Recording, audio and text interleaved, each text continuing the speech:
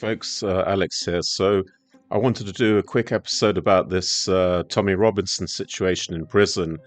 And I wrote a Substack about this because sort of every day his operatives are coming out onto social media saying he's been arrested for journalism or telling the truth or just showing a documentary. I mean, really, anyone with any sense knows that's just blatant nonsense. And I'm just going to go through what actually happened. And also, I'm going to show that I think he's in the middle of a kind of state operation where he is one of these guys that's radicalising situations. And that plays into what the state seems to be up to now, which is a classic divide and conquer. And I'll show that in this specific example. So, here's just one of the nonsense stories. This one is Ezra Levant telling people Robinson's been arrested for, publishing a documentary and, as usual, asking for money and also flying all over the place, presumably from the proceeds of that money. But realistically, this is what actually Tommy had to say for himself about his arrest. And I am right. I made the decision. Right, mate, how are you? Absolute legend. Thank you, bro. Thank you very much. You are, and what video do it? Absolute legend. Thank you, bro. Thank you. So, I made this decision. So, if that judge puts me in jail, if they arrest me at court, know that I'm a very calculated person. I'm not an idiot. I planned every fucking second of it, right? And every fucking second of it, right? And every fucking second of it, right? Okay, so it's pretty clear there when he's saying, I planned every fucking second, that he knew exactly what he was doing, which is inevitable because he got all the papers from the court. He hadn't turned up to hearings. He hadn't filed papers. He knew he was libeling that the young chap Jamal, and he just kept doing it. So he knew what he was doing, and in that sense, is true. So all these people that say we must rush to the defense of Tommy and throw money at him. Why should you do that when he is responsible for his own actions? He knew exactly what he was doing. Why on earth should he be draining money out of the sort of resistance movement to pay for things that he did completely deliberately? It just makes no sense to me.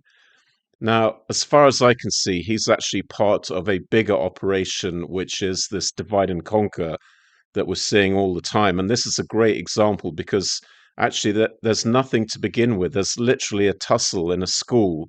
It lasts a few seconds. It was captured on a video of a guy pouring some water on Jamal. I mean, there's really not that much to it. It wasn't particularly nasty. I mean, it was unpleasant, but given what goes on every day, there was really nothing to it. And of course, what happened is then the media talking heads like Piers Morgan weaponized that little clip and sensationalized that into sort of waterboarding. And he called Bailey McLaren, who's the one of the guys in the clip in the scuffle, a far right scumbag. And this is at the time when Morgan was in his Black Lives Matter, down on your knee, systemic racism phase before he gave that up. But back then, he was a warrior for racial equality and preaching systemic racism. And he actually libeled the white chap because there was no racist overtones in this, and that was confirmed by the police reports. So what Morgan did is, of course, rile up the Muslim community and get them going with his inflammatory language. Now, the issue with Tommy is he could have got into this and clarified all that, saying, look, this is not a racist attack. The police didn't issue any caution for hate-motivated offense, and Morgan was wrong, and we should sue Morgan for libel. But instead of that, what he did was just did exactly the same, but on the other side of the coin. He started making some pretty hair-raising claims about Hijazi, who was the guy in the clip. So I'm sure Tommy Robinson's right in that the Piers Morgan version of events was a lie, but he could have stopped at just clearing that up instead of piling into Jamal Hijazi with lots of pretty serious accusations. So as I said, it's just the other side of the coin. And he was, when he made those accusations, of course, he'll be inflaming tensions of the sort of the white folk in the UK. but when he made those claims, when he went to court, when he was sued for libel, he wasn't able to substantiate those claims. So the judgment goes on for about 50 pages. This isn't a thing that was done on a coin toss. He just wasn't able to provide the proof that the claims he made about Jamal Hijazi were true. You can have some sympathy. Maybe he wasn't 100% fairly treated in there. I mean, it kind of looked okay to me, but some of the things he could have been allowed. But then all he had to do was to stop the libel in the video. He could have cut some little pieces out of his investigative video and been within the libel findings and been fine. But he didn't do that. You see, everything he does is provocative. He doesn't turn up to hearings. He carries on libeling this guy. And in fact, he's got that video unedited, still up, even now, even after all, even after being sentenced to 18 months, of which 9 months has to be served. So this is all completely deliberate. And as I've said, to me, it feels like a part of a bigger scheme. So if you look at social media, then every major incident is cut in half, and the two halves are released separately. So, the famous or infamous Manchester airport scene, where the first bit of video you see is a guy stamping on a policeman's head, which will, of course, enrage a lot of people. It's a shocking piece of video.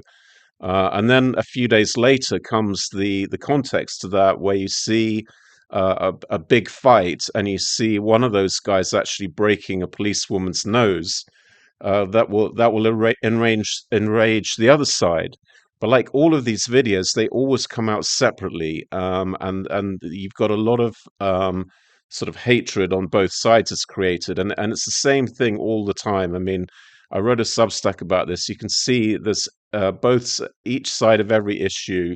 You inflame both sides as much as you can, and we discussed this with Miri that for every sort of Owen Jones on the left, you've got a Martin Daubney on the right, and it's just a huge mudslinging operation. And what really happens is you go from a society with sort of normal distribution of opinions, with a few extremists at the end, and the more you keep inflaming tensions on either side of every wedge issue, the more radicalized it gets. Obviously less peaceful. It's a worse place to live, and of course, it's a place that needs more state intervention than to keep these factions apart. This is divide and conquer, and I'm sure this is going on. And you saw that incident in the school, Almondsey School. A little scuffle ended up as a sort of national event with provocation on both sides, and none of that provocation was true. So Tommy Robinson's version of events is just as untrue as Piers Morgan's. So, but this seems to be going on a lot, and it seems to be going on deliberately. And it's obviously also a feature of social media, and it is ripping apart countries, including the UK. And I'm sure it's a deliberate process. So just before leaving this, I also wanted to slightly odd this lady who's now working with Tommy Robertson, who keeps pushing this lie every day, that he was arrested for journalism or just for showing a film, which is rubbish. He was arrested for breaching the July 2021 court order. And he knew, like I said in that video, it's pretty obvious he knew he was going to be arrested, and he knew why. And like he said, I planned every fucking second. I mean, that's his language. Sorry for the bad language. But she actually has on her Twitter handle, which I thought was a joke, but it's actually true.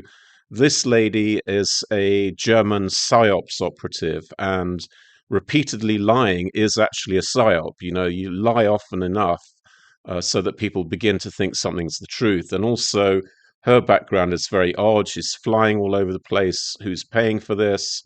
US border, US election into the UK, meeting with the Brazilian president. I mean, it's very, very weird. It looks like one of these QAnon scam things. So who knows? But one to watch.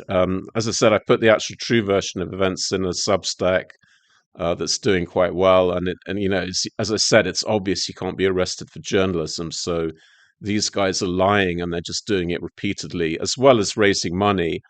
So again, the dissident community is being drained of funds in what Miri described as the conspiracy tax, and that's true. So many of these legal projects with fundraisers. I mean, what benefit is there really if someone's going to do something so deliberate like that, it really makes no sense to be bailing them out, to be honest.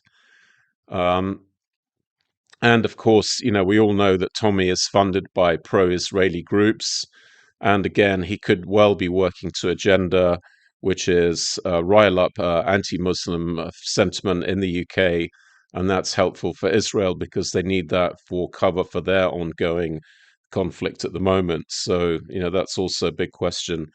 And in many ways, that's what he's written in this tweet, that he's actually put things in that order: that free Gaza from Hamas, and free the people of Iran from their Islamic oppressors. And third, maybe last, maybe it's just an accident it went that way, but free Britain from cowardly police and deport all terrorist supporters. That's third place in his list, and that's what a lot of these agitators are trying to do. They're trying to equate concern with excess immigration into the UK and a failure in some areas to integrate. That means equal, you need to be agitating for regime change in Iran, which there's no link in that. And there's a lot of weird undertones why that's being linked. And I think essentially this sort of people concerned about immigration, they're having their concerns hijacked and steered off into something that's got nothing to do with them, and they're being railroaded into other projects which have got nothing to do with excess immigration into the UK. I suspect all deliberately as well, done by provocateurs. And I've done a video about these guys, the kind of similar background for all of them, lots of questions to be asked.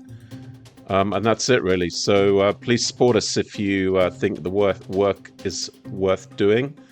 And we're very much we're against excess immigration, but we're equally against this kind of deliberate, divisive, and sort of hate-stoking rhetoric. That's not the answer. It can never be the answer.